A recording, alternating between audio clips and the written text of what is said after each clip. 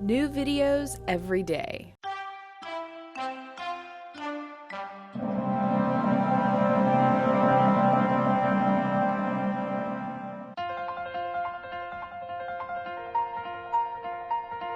In my opinion, I believe that there are a lot of food manufacturers out there that are really lying to you. False claims on the product. There's packaging phrases and marketing ploys and all these techniques to really get you confused.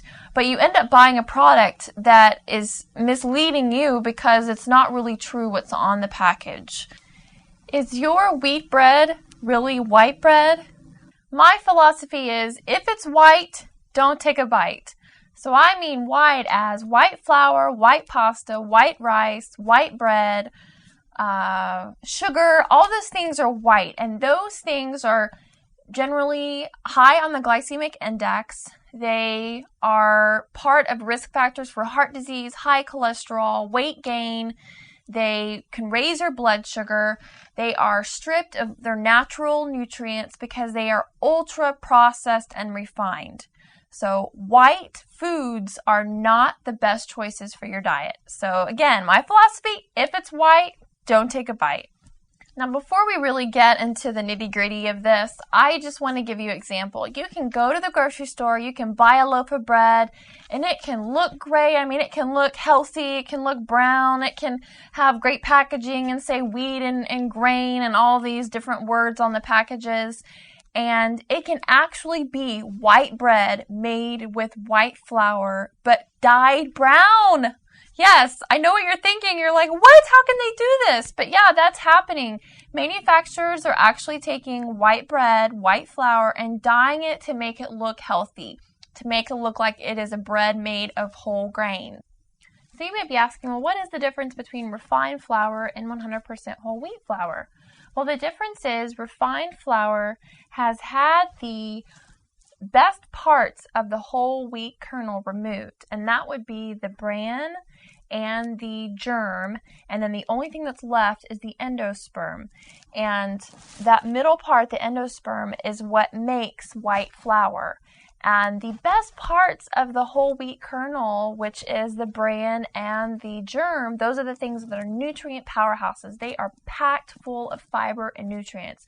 Well, that is removed to make white flour. And that is why white flour has to be enriched. Just to be used as an ingredient in America, it's required to be enriched because everything has been taken away. All the nutrients have been stripped from it. It's so processed, basically nothing is left. So they take all the natural nutrients out, and then they have to add synthetic nutrients back in. So I'm going to read you off a list of basically buzzwords that you need to be aware of when you're in that bread aisle. So you know exactly what you're buying and exactly what you are eating and feeding your families. In my opinion, there's a lot of things out there that food manufacturers are putting on labels and packages, and it's just flat out misleading.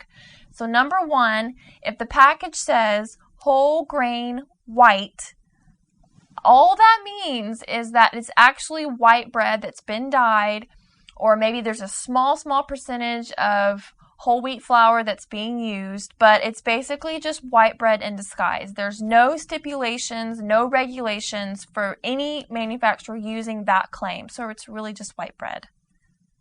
If the package says 12 grain, 9 grain, 7 grain, that doesn't mean anything.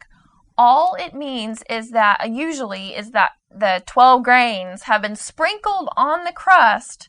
And so when you look in the package and you see all these great grains on the top of the package and on the top of the crust, and it looks so healthy, there's no regulations for this claim.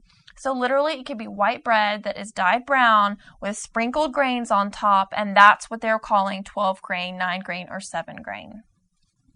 If a product says made with whole grain, all that means is that they're actually using a majority of the flour is coming from white flour and a small percentage is coming from whole wheat or from another type of grain flour. So they could literally be using 95% white flour and 5% grain flour, and they can still claim made with whole grain. So unless it says 100%, it's not worth choosing. If it says good source of whole grain, Again, that doesn't mean anything. Unfortunately, that's a claim that's being used.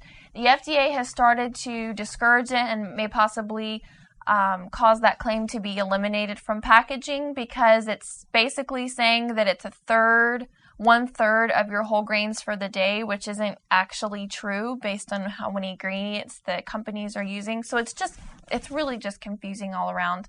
So don't be misled by a claim that says a good source of whole grain. That doesn't mean anything.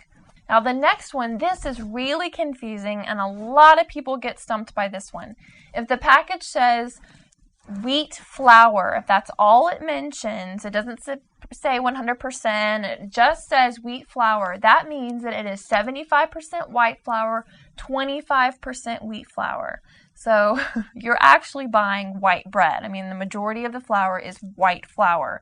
And it has to say 100% in order for it to truly be a whole grain product. Now, after I've talked about all those claims and all those confusing things that you can read on packages, what do you really need to know to choose the right bread? Well, skip all of the packaging on the front. Skip everything. Turn the package right around and look at the ingredient list. And the first ingredient on that ingredient list needs to say 100% whole wheat, or 100% whole, and then it can have a different type of grain. So maybe if it's rye bread, it can say 100% whole rye or 100% whole oat. But it has to have that 100% in there as the first ingredient. If it's further down on the ingredient list, then the rest of the flour is from refined flour. So that is the thing to look for. Now here's another little tip if you're in the grocery store and you're so worried about what bread to choose. If it is heavy bread, if it's heavier than a lot of the other breads there, chances are it is more nutrient dense.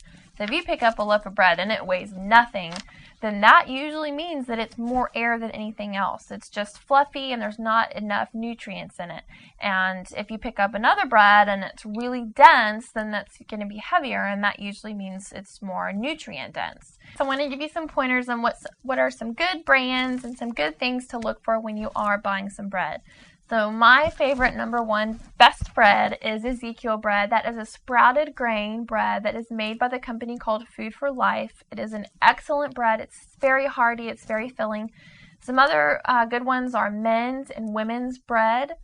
Obviously, based on the name, they have different nutrients that are perfect for the men's physique and what they need, and then same thing for the women's profile, the nutrients that they need. And there's a few bread products out there that are made by some more national bread companies.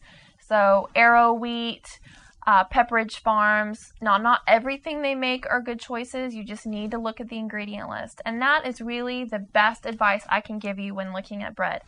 Skip the packages, even crackers, cereal, pasta. Skip the packaging. Skip the front of the box, because that's where you can get really confused, and turn it over and immediately look to the ingredient list, because the ingredient list will not lie.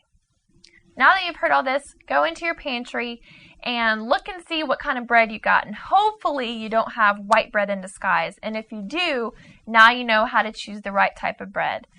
And thank you so much for watching. As always, we're endeavoring to bring you applicable, very good information. So please subscribe. There's more good stuff coming. And leave your comments. And see you next time. Bye-bye. If you liked this video, we have hundreds of more alternative videos ranging from sexual health to psychology to mind control. So if you liked it, go ahead and click on me to enter the Psychetruth channel.